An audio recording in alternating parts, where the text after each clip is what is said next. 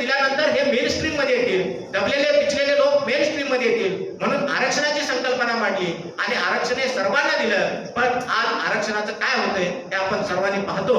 आणि ही जी आरक्षणाची तरतूद आहे, ही आरक्षणाची तरतूद देखील बाबासाहेब आंबेडकरांच्या संविधानामध्ये 340 कलम मध्ये अगोदर अदर बॅकवर्ड क्लासला ओबीसीला रिझर्वेशन देण्यात आलं. 341 कलमानुसार इथल्या एसटी समाजाला रिझर्वेशन देण्यात आलं. मग 342 नुसार एसटी समाजाला देण्यात आलं.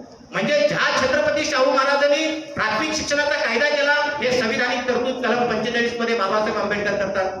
ज्यावेळेस शाहू महाराजांनी आरक्षणाची तरतूद केली, ती आरक्षणाची तरतूद बाबासाहेब आंबेडकर भारतीय संविधानाच्या 340 कलमामध्ये करतात. म्हणजे बाबासाहेब आंबेडकरांनी शाहू महाराजांचं नेतृत्व स्वीकारलेलं होतं, शाहू महाराजांचं समतावादी राज्य त्यांनी स्वीकारलेलं होतं. म्हणून ज्या ज्या गोष्टी शाहू महाराजांनी केल्या, त्या शाहू महाराजांनी केलेल्या गोष्टींचं प्रतिबिंब जर कुठं तुम्हाला पाहायचं असेल, ते भारतीय संविधानामध्ये आपल्याला पाहायला मिळते.